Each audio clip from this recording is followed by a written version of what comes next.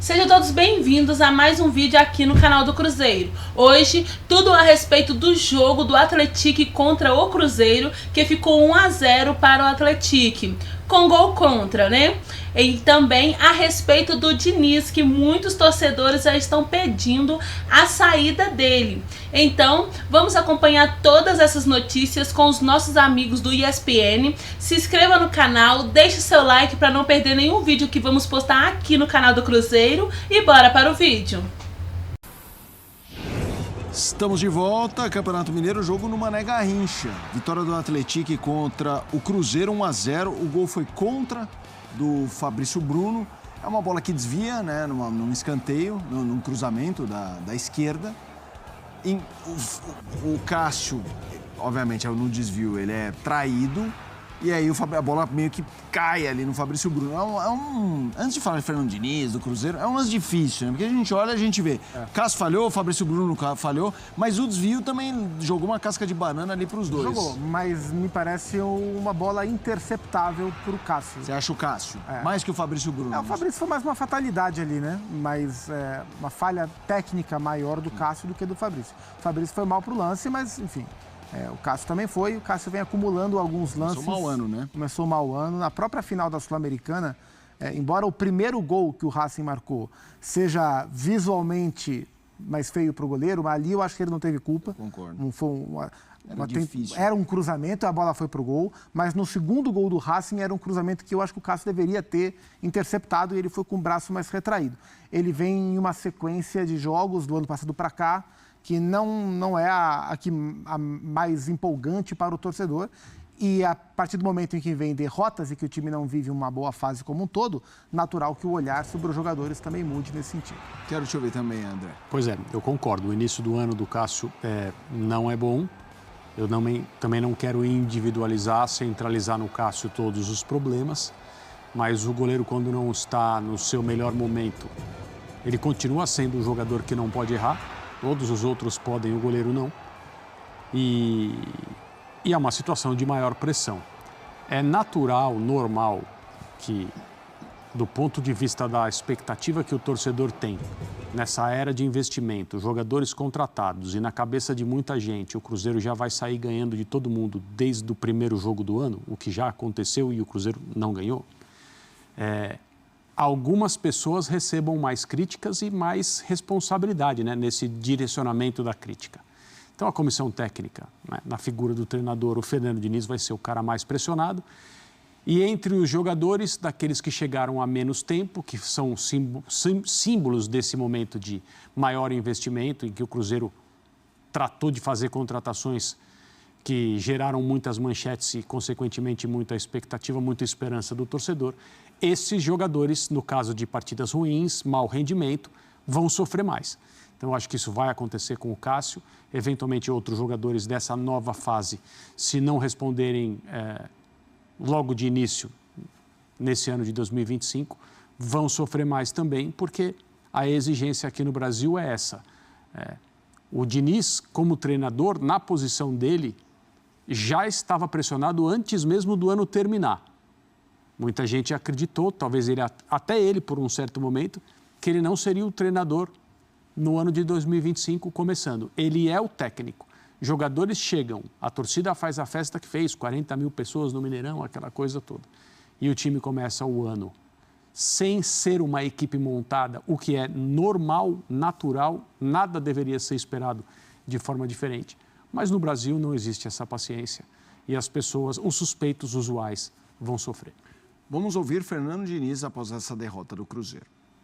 A partir da parada técnica do primeiro tempo, a gente melhorou no jogo, estava criando situações e oferecendo menos transições para o Atlético, porque até a primeira metade do primeiro tempo o jogo ficava lá e cá o tempo todo, a gente correndo os riscos desnecessários.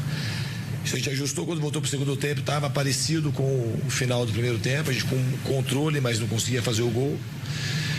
E nas trocas a gente tem uma programação para o Dudu, e ele já ia sair, o Eduardo colocando o Christian, achei que ia dar mais movimento para o time, mas logo depois das trocas a gente tomou um gol numa bola parada, que a gente ofereceu algumas bolas paradas desnecessárias, o juiz estava picotando muito o jogo, então a gente tinha que evitar a falta, porque era uma das chances mais possíveis deles fazerem o gol seria numa bola parada. Então a gente tinha que evitar a bola parada, não oferecer. E a gente acabou tomando o gol. Ele tinha feito uma troca, o Roger, colocando acho que 2 laterais antes de fazer o gol.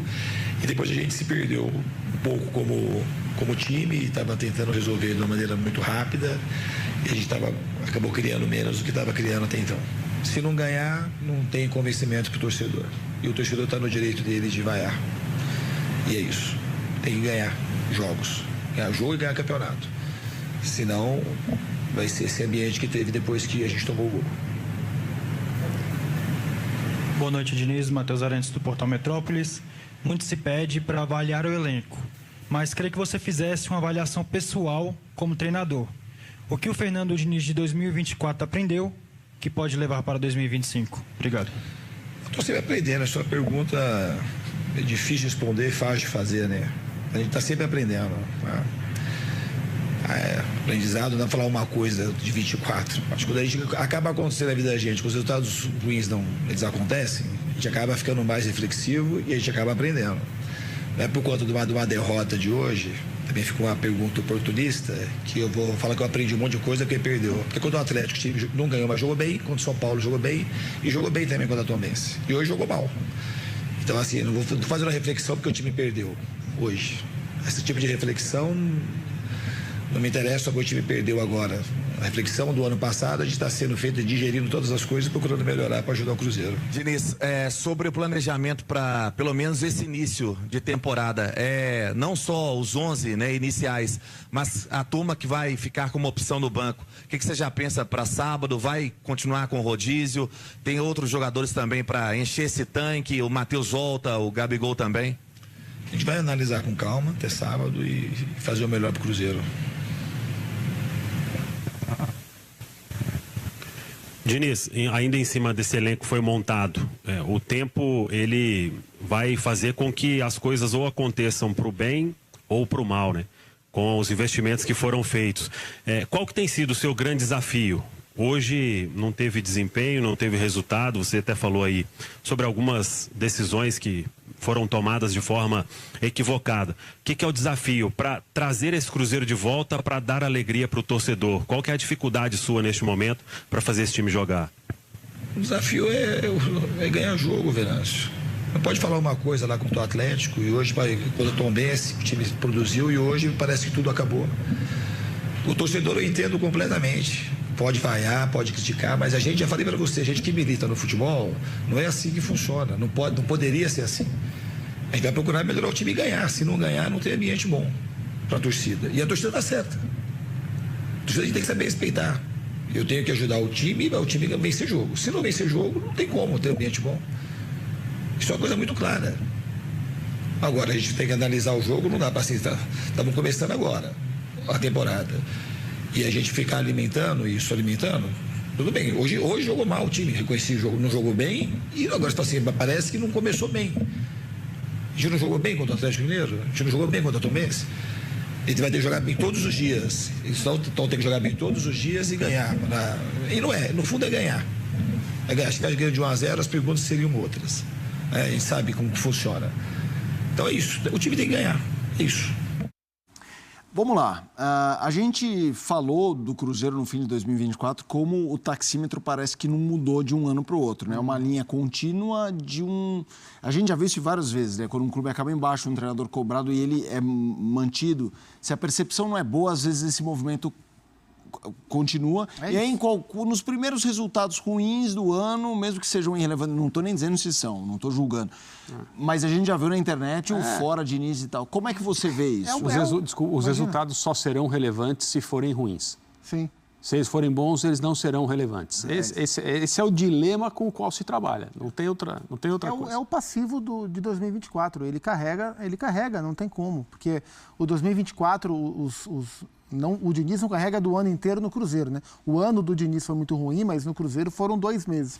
Mas foram 2 meses muito ruins, onde o Cruzeiro praticamente não jogou bem, chegou aos trancos e barrancos na final da Sul-Americana e perdeu de maneira gritante, assim, decepcionante. Foi um jogo muito ruim do Cruzeiro. A maneira que o Cruzeiro perdeu a Sul-Americana foi um tombo muito grande. Ficou sem a vaga na Libertadores do Campeonato Brasileiro.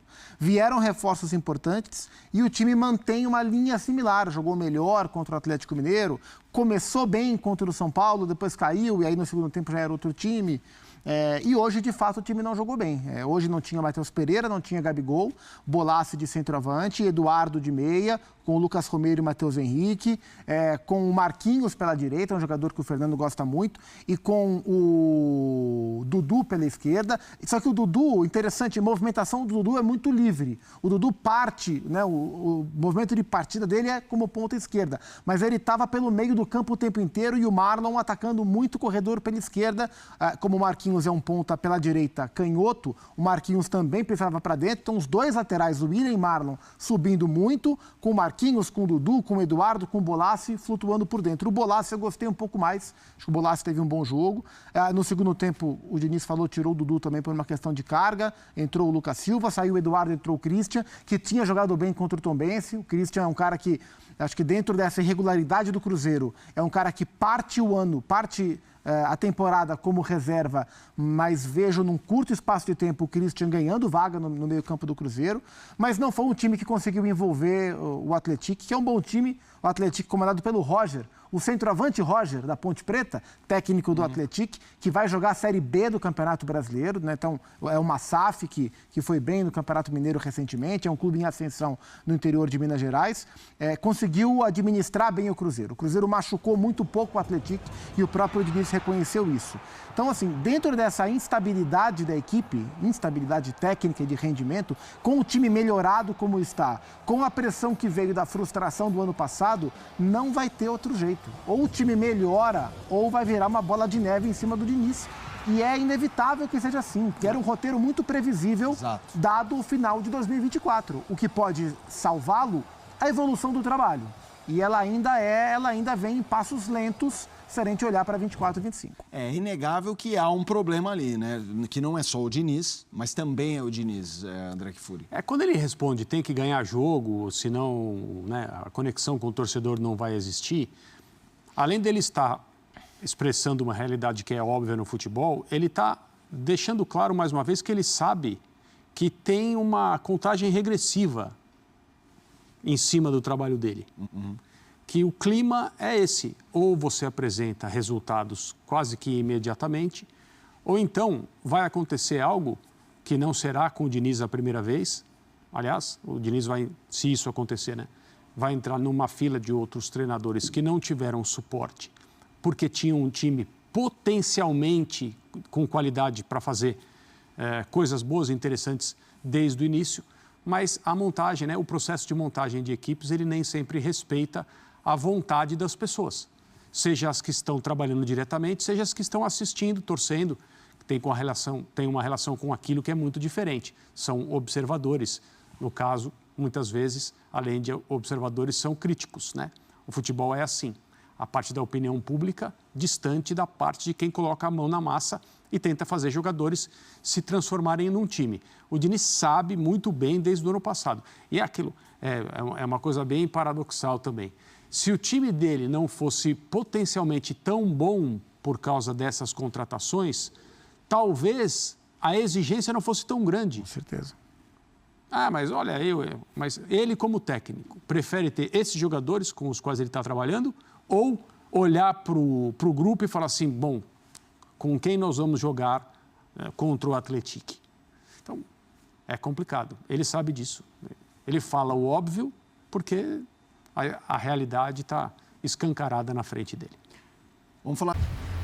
Esse foi o nosso vídeo de hoje, com a derrota do Cruzeiro, né? 1-0, que foi muito triste para os torcedores do Cruzeiro, porque foi um gol contra, né? E acredito que se o Atlético tivesse feito gol, a gente não ia ficar tão chateado como um gol contra do Fabrício Bruno.